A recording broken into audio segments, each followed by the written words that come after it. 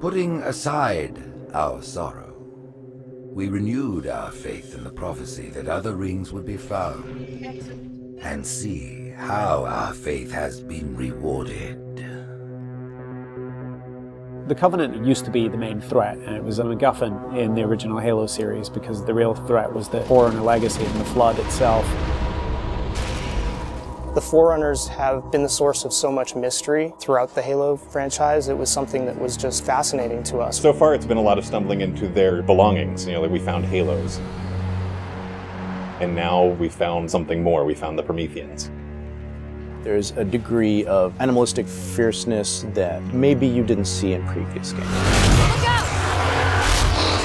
The conditions and the context are what pit a hero and antagonist against each other. For this game, we're going to get to see a lot of complexity to their civilization. From their worldview, what they're doing has to make sense. Trying to figure out ways to tell that story without interfering with the shooting aspect of it has been a really challenging thing. We've gotten glimpses of this Forerunner presence that was kind of always there, open as to whether it would ever erupt. And it did. We're trying to really take game systems and manipulate them and give them emotional coloring and context. We wanted to create something that could stand alone and be an enemy that is just as challenging, just as engaging as the Covenant has been in the past for Halo. A lot of that initial discussion was around if you had this incredibly evolved race and they were well beyond humanity, the Covenant, what would that look like?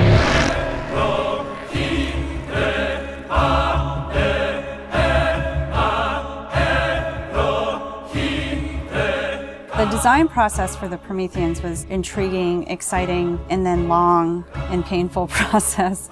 I think just because everyone was so invested in what they wanted out of them. How do you imply something strong, something vertical, something different? And how could we actually have a global logical language out of that Forerunner philosophy? Anybody who's played Halo goes, okay, Forerunners, the silvery angular stuff with blue lights across it.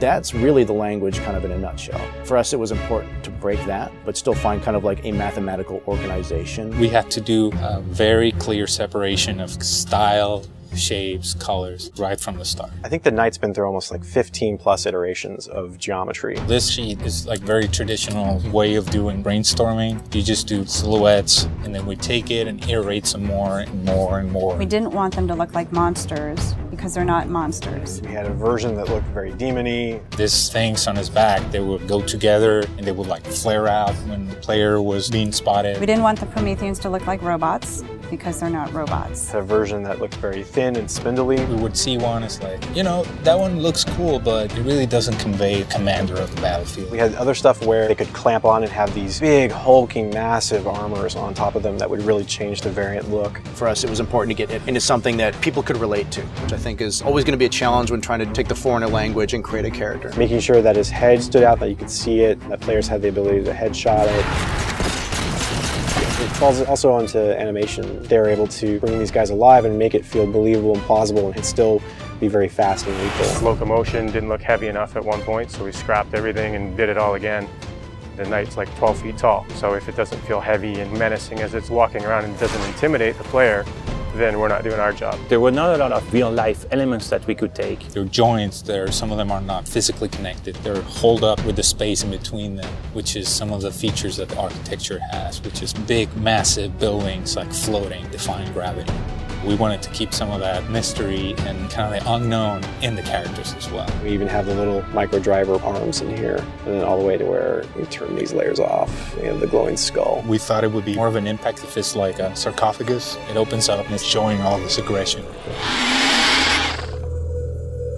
There's certain ways to approach fighting and lead with a group of grunts, and really what we wanted to do was change that up. The Covenant are tried and true. You know what you're going to get out of a grunt, you know what you're going to get from a jackal with his shield, the toughness of elites. Here are the brand new hooks to the sandbox.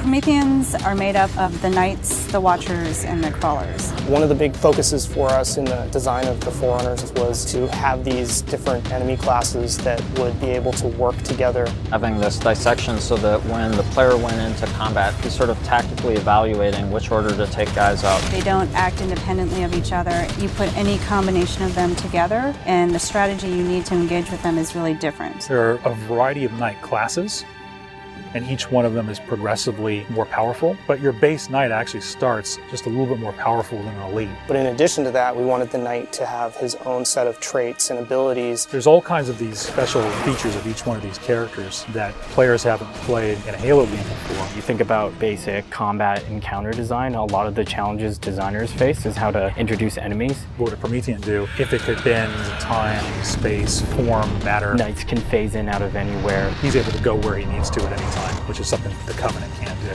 Heads up! Crawlers can walk on walls, walk on ceilings. If a knight shield bursts, crawlers will come rushing at you and try and like melee the player. They'll get more aggressive. These certainly slot into that grunt style combatant. And so there was certainly a want to make sure that we can get a lot of them on screen. If you let too many of them get together, they become a really formidable force. One-off, super fun to take out. All together, it's like a pack of feral dogs. Its mandibles, when it screams, will actually separate and float around in the air while it's howling. Animation added so much fresh behavior to this character. It's very exciting. The Watcher is definitely a support class.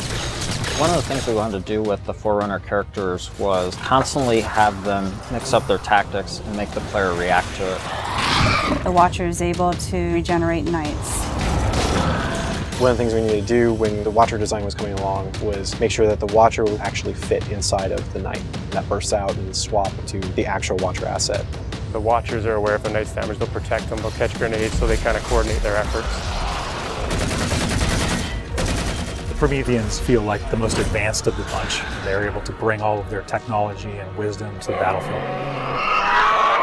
With new enemy class comes new weapon class. We literally concepted probably 200 weapons for this game before we settled on the half a dozen that went in. It's kind of like you've got that balance between humans' model of what a weapon's like and the desire to want to try and make something crazy and futuristic. We tried coming up with this perfect mix of stuff that was still relatable. You would still identify a weapon as a rifle or a shotgun or a submachine gun, even though they're almost magical. The Forerunner Scattershot was probably the first one where we really nailed the design on it. Everybody loves the hinge action shotgun, so we tried doing something like that so that the reload animation would be to cock it up and the front half would smash together. Every time you pick up a Forerunner weapon, it forms in your hand. So that sort of kicked off the component of having these guns form around the player. So there's that moment of like, oh, what is this gun? What does it do? And then when it comes into shape, it's kind of immediately identifiable. What makes the Forerunner weapons distinct is that usually they have dual purpose. So for instance, from the bolt pistol, you can charge it up and have something that's equivalent to almost like a shotgun blast. In the case of the light rifle, we actually experimented with doing dual firing modes. We tried to make it so that it was the best of both worlds with a BR and a DMR. It works like the battle rifle when you're not scoped. That has a little spread, has a 3-shot burst, and it works like the DMR when you are scoped, so it's like a mini sniper rifle in a way. It actually changes to a different firing mode where the projectiles are stronger. One of the big things that we really focused on for them was making sure that the weapon doesn't just feel like a chunk of metal, but that it actually has glowing energy that's flowing through the gun, going down the barrel, so that everything is very full of life. The moment where all the Promethean effects really started to click the most was when we started showing the dissolve whenever you kill a knight. That was really when we started to feel, yes, this is something cool, this is something unique, and something that we haven't really seen before.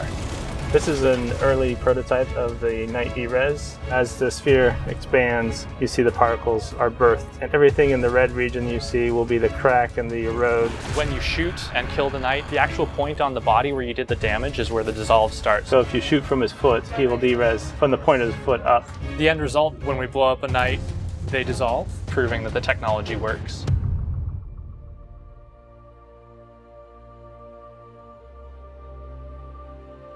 I look at the changes that we're making, and it really feels like we're making a sequel to Halo 3.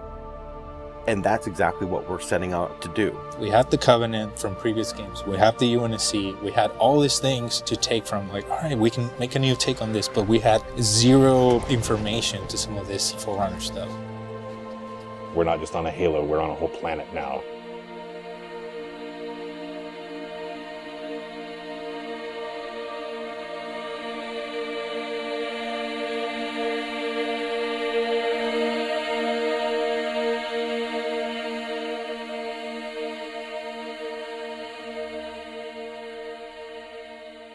We're not just threatening one corner of the galaxy, we're threatening everything.